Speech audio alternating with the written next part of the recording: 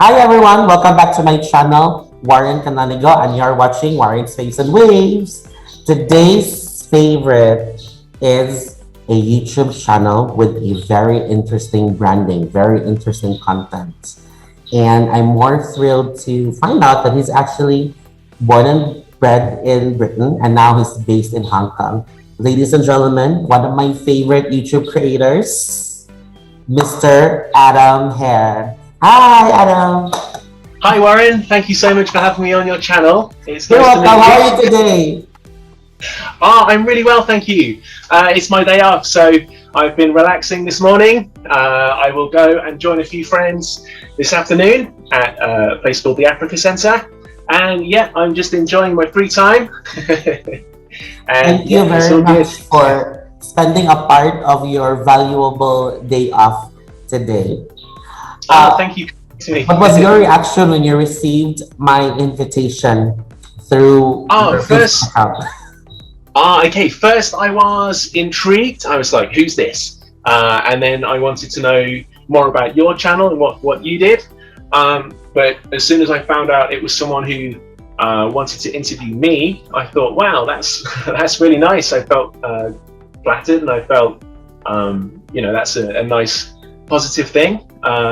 I'm already surprised that it got to the stage of having a YouTube channel. But now it's like, it's nice to reach out to different people and find that, someone else looks at what you do and thinks, that could be useful. Was it an automatic yes on your part, or you had to think for a few seconds, a few minutes?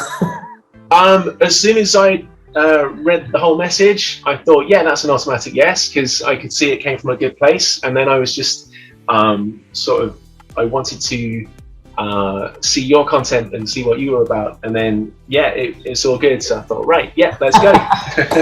I'm really excited today. To our viewers, the reason why I got to know Adam is because there was a time when I was actually browsing Facebook, and then I came across the promotion or the invitation he posted for us to subscribe to his channel. So I gave it a try because I liked your profile picture in YouTube. So I gave it a try, clicked on it, and then I saw musical videos. Like, as far as my analysis is concerned, his videos are original compositions. Yes. And he actually used piano as the accompanying musical instrument. And as far as my understanding is concerned, the lyrics are actually very interesting and very useful for teaching children, and most probably teenagers. So I said, wow, I love the talent of this guy, and it's a good thing that he's sharing his talent on YouTube and helping out teachers really have interesting instructional materials, highlighting music and of course songs. So thank you very much. Before we talk about your YouTube channel, especially the history and your inspiration, let's first have a recollection of your English life. By the way, viewers, Adam is actually English. He is born and raised in England. What are some of your fondest memories of England? So again, what are your fondest memories of England? My fondest memories of England. Okay, so obviously time spent with my family, with my mom and dad, and then my extended family, aunts, uncles, and cousins. Lots of fun with family members. Lots of fun times throughout school, and then onwards into university and the friends I made there. I would say one of my fondest memories would be a band I was in from the age of 23, and then maybe the next 4 years. Through my visual artwork, I eventually got to join one of my favorite bands, and that was the first place that I took my piano and keyboard skills to a place that was like an output for my own creativity and something that I really connected with and felt passionate about. So for me, that's something I probably still miss, if I think about it. It was just something that really fitted well, and when we used to write and tour, that's something that was something I'll always miss, and I'll always treasure those memories. Yeah. So many things. I'm sure you had lots of good memories in England because you stay there, you lived there for the first 30 years of your life. Yeah, 3 something like decades. that. Yeah. Yeah, 3 decades of your life. So since you're English and I'm a foodie, I would like to Yes. mention 3 iconic English dishes. And I'd like to Okay. tell me if you like it or what do you know about it or if you Yeah. have like a standout memory associated with it. So let's start with, Sure. my God, this is one of my favorite iconic English dishes. Fish and chips. What do you Oh, feel about it? okay. Right. For me, fish and chips always taste better at the seaside, and there's probably a good reason, because they're probably more fresh and more. Kind of, if that's where you're going to go with your mastery of food, you want to go into fish and chips, then the seaside sounds like a good place to set up, right? So, for me, it reminds me of visits to the seaside or the local chippy, the chip shop near where my mum lives, in a place called Wellsgrave in Coventry. Some nights after school, we'd go to the chip shop, and the portions were always a bit too big. So you'd always end up feeling a bit like, afterwards. But fish and chips was a good one. Yeah. Thank you for sharing. Another one is my favorite iconic English dessert. And thank you for reminding me in one of our Oh, previous yeah. conversations is trifle. Yes, what is That's a the one. trifle and what are your memories of it? Okay, so trifle is something I associate with my grandmother. She used to make trifle, and we used to have that. Usually it would be my mum, my nan, my granddad, and me sat around a table, and we would have maybe a traditional Sunday roast dinner, and then for pudding, we would often have trifle, which my nan would often make. So for me, it reminds me of times back home at my grandma and granddad's house. And one thing I learned a little later is that it's just how many calories are in that thing. It's really bad. I haven't eaten trifle for quite a long time. But I know that it is still a popular pudding back home. And go for it. Yeah. But if you want, there are actually a lot of YouTube videos which will teach you how to prepare trifles. You can do it in Hong Kong actually. Oh, yeah, there you go. Okay, another last but not the least is another iconic English food item, and that is biscuit. What do you know about biscuit, and what would you like to share about it? Right then, so biscuits has a different meaning in British English to American English. In the US, biscuits would be a savory food or savory snack. But in the UK, they would be like the US version of cookies. So I think of certain brands, or I think of certain boxes of biscuits. They might usually come out around Christmas time. Sometimes they're a thank you gift. My dad was a big fan of shortcake biscuits, and I don't think he eats so many these days, but he was certainly a fan of I think they were called shorties, or some kind of shortcake biscuits.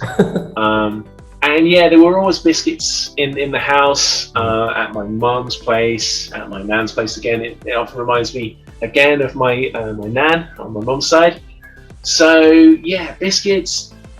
I haven't eaten biscuits so much in Hong Kong. I think that tells me, that reminds me that they are quite a British, maybe an English thing to have with maybe a hot drink, tea or coffee. Thank you for sharing. You reminded me, and you have proven once more that those items I actually mentioned are really iconic.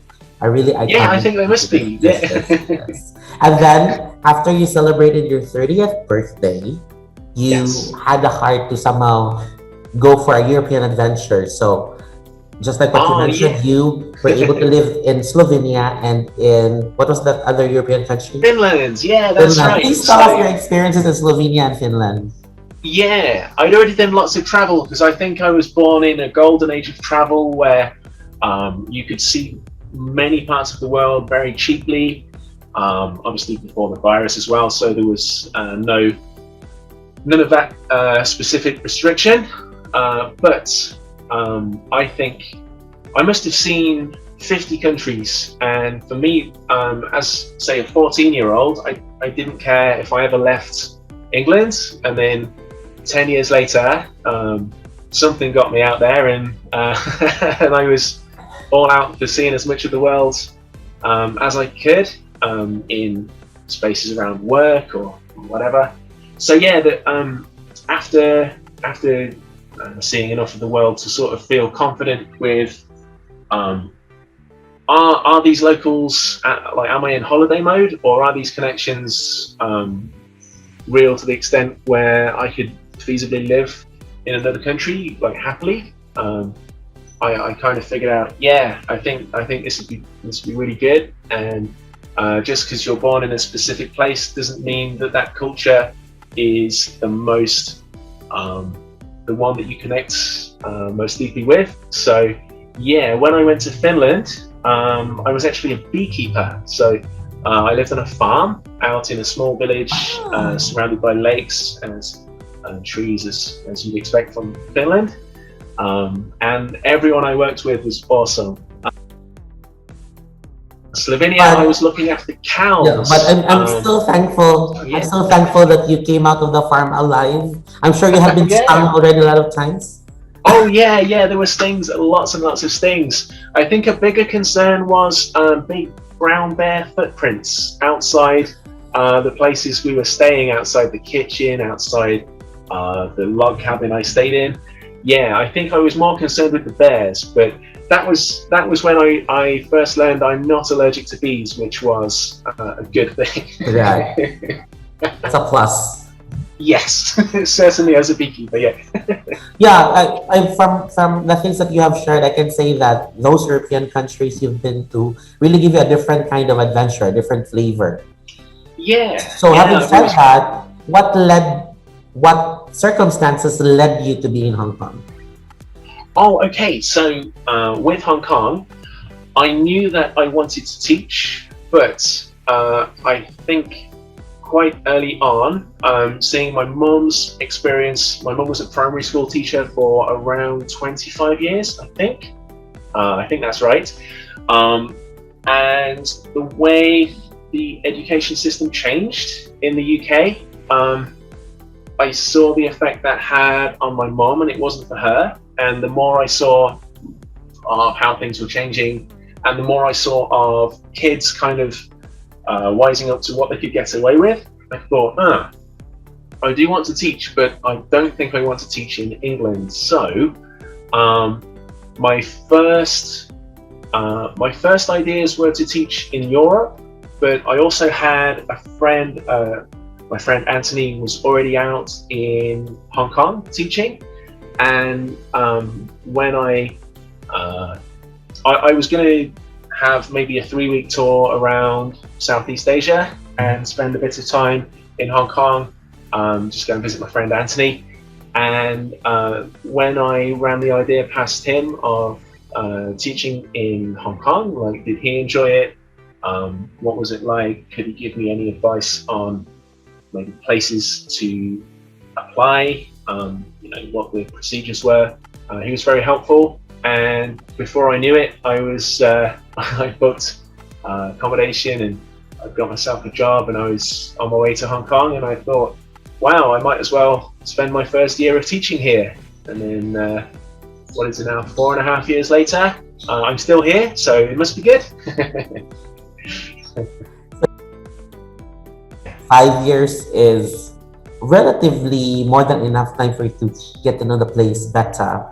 And Yeah. since I'm a foodie, Oh what yeah. do you think are, shall we say, staple foods or iconic dishes of Hong Kong that you would like me to try first? That you would. Okay, well, an obvious one would be dim sum. I bet you've already had dim sum, Yes. probably many times. But that would be something I would take you to specific places, maybe one specific restaurant I can think of. And yeah, we would try the dim sum there. It's a Michelin star place, but it doesn't have Michelin star prices. So best of both worlds there. And then maybe fish balls. Fish balls could be, maybe I take you to Chung Chao, and they do giant fish balls there. So on a stick. So it's a bit like street food, I guess. And then what else? Let's see. Maybe the sumai. Maybe that could be like a. Do you pronounce it shomai? We pronounce it in the Philippines as shomai. Shomai. Ah, shomai. How Yeah, about there we that? go. How do you pronounce it? I'll be honest, I don't know the tones. Sumai? I don't know the tone, but it's something But I think like shomai. Are you referring to shomai? Yeah, you know the one. It's like wrap. It's like ground pork and then Yeah, wrapped. that's it. Okay. Yeah, it's usually got steamed. squid and fish in a kind of yeah, like a little wrap. I like maybe it fried. I like it Yeah, fried. oh, and they are steamed. good fried. That's it. Yeah, I've heard they're good fried. How's your experience living your career as an English teacher? I believe you are an English as a second language or as a foreign language mentor in one of the schools. Yes. So how's Yeah, your that's experience right. so far? Okay, I would say that different places I've worked have been good for different things. I like the fact that I have traveled around and got to see a lot of Hong Kong. There was one scheme I did with the Education Bureau here in Hong Kong. It was a reading scheme, and that took me to 2 different primary, secondary schools or colleges each week. And I got to see lots of Hong Kong, which was a nice side effect, a nice bonus of working in 2 different schools anywhere around Hong Kong each week. But it really gave me an insight into the variety of setups and the different approaches. I saw lots of different people teaching. I can see why there are such high levels of stress. I can see why parents push their children so hard with their education and how competitive it is. I can see why there are like high levels of depression, which is really sad, especially when you think of children just being so stressed and overworked.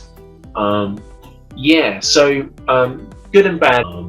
I was in a secondary school throughout last year, and that's probably my favorite place I've worked. We just had a really good team, and everyone was genuinely supportive and just cared about each other, and things worked really well. There's been other places where it hasn't worked out quite so well, but I think doing like private tuition as well, getting to see children in their own home environment has been quite interesting as well, for many reasons. Sometimes you see just how hard kids work after school and just how much of their free time is actually kind of chosen for them.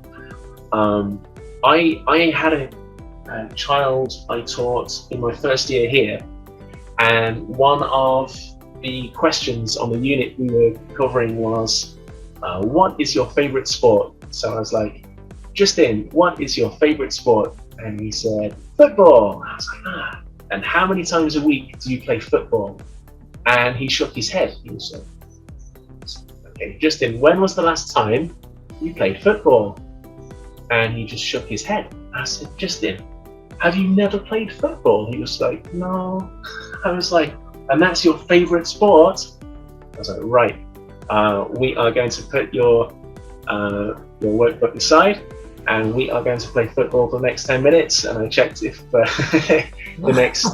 I checked if the kids in the next classroom were doing well and they could afford to spend 10 minutes, because I was like, right, this kid's got to try his favorite sport or else, what's he going to talk about? So we had 3 aside, and it was wonderful, and he was so happy. And then that, I couldn't believe that out of all the time in the week, every week, he had never got to try the thing that he had most enthusiasm for.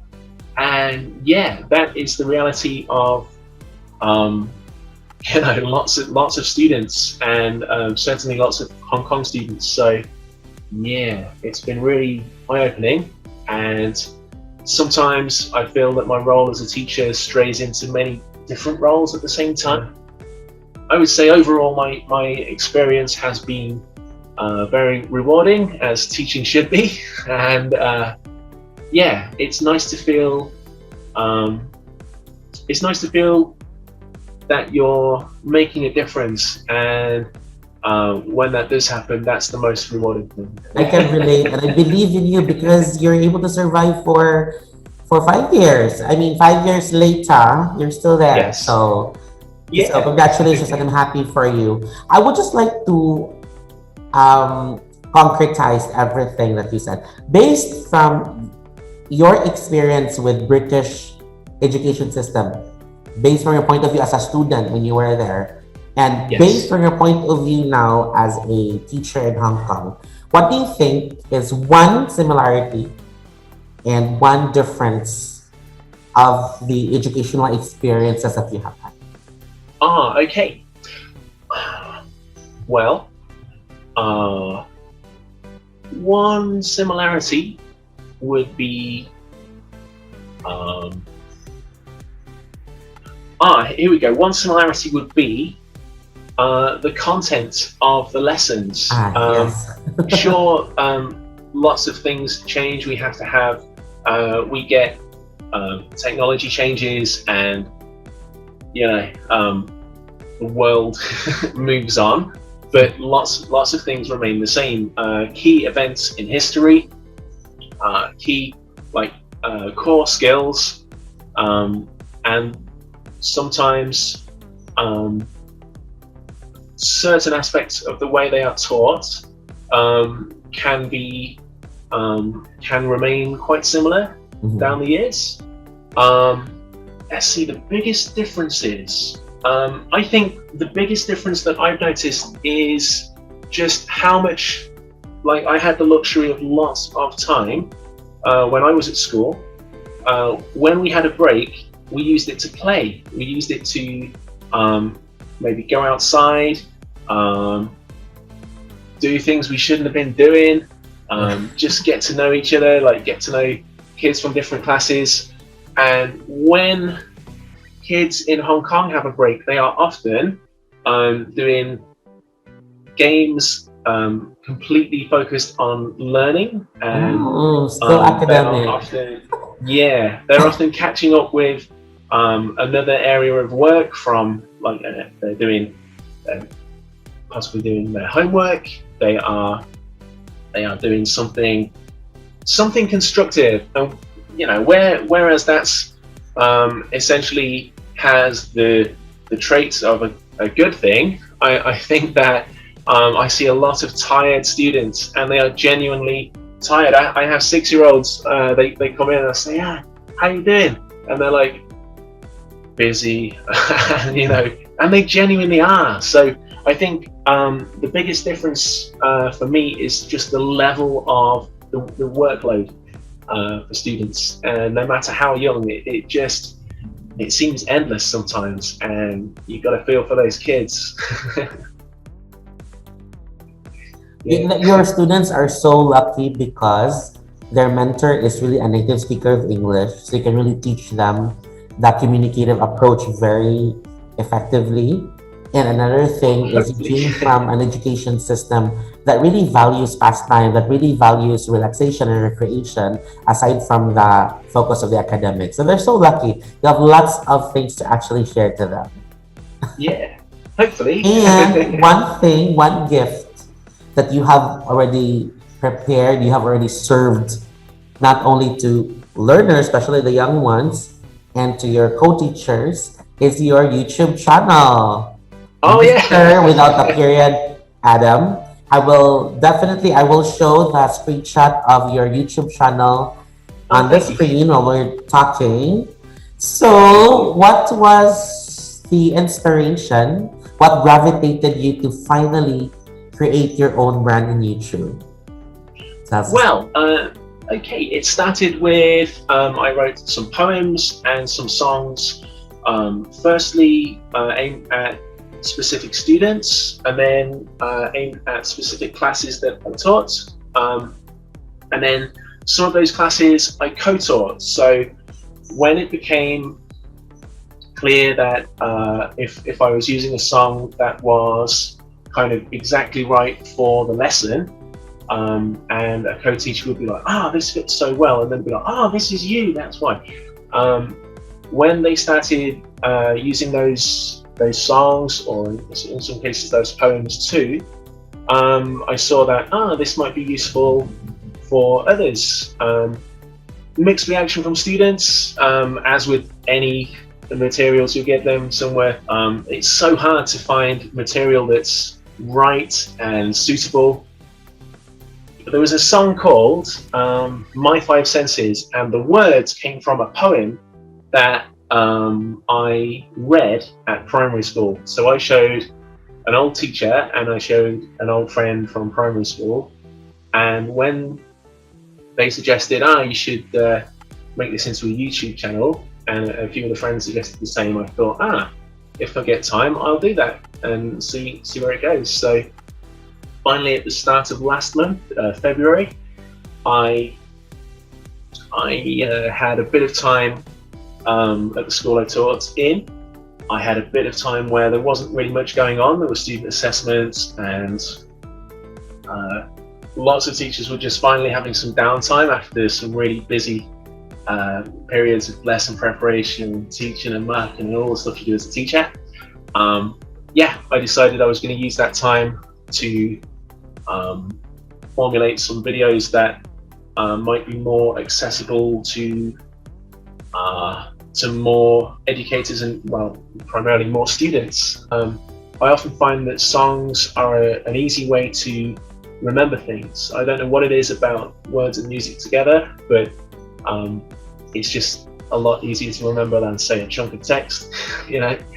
It's really fun, and one thing that I love about it is you were able to fuse your passion for music, your gift for music, and of course your passion for teaching. So Yeah, that's really nice. Yeah. it's the totality of your humanity right there in the video. So Yeah. thank you very much for the generosity of your talent. Considering the fact that we don't really know what the future holds, and the thing that we can do is just to enjoy life and then do Yeah. things the right way, and we will never go astray. And speaking of future possibilities, we'll look forward to the idea that you will have millions and millions of subscribers in the future. And whatever happens, we always have to go back to what is the basic, the first reason why we did the channel, we made the channel anyway, and that's because our love to share and to practice, to put our talents and knowledge into action. So thank you very much. We look forward to more videos, and we invite everyone to please like, share, and subscribe to Adam Hare's channel. The title is Mr. Without a Period, Adam. You can see the screenshot on this screen. So thank you very much. Adam, thank you very much for sharing your life and your love and your passion. Thank you so much, Warren. I appreciate the time. Hopefully we'll see each other here in the Philippines or there in Hong Kong, whichever comes first. Yeah, we will do. We'll keep in touch. Bye. Thank you so much. Bye. Bye-bye.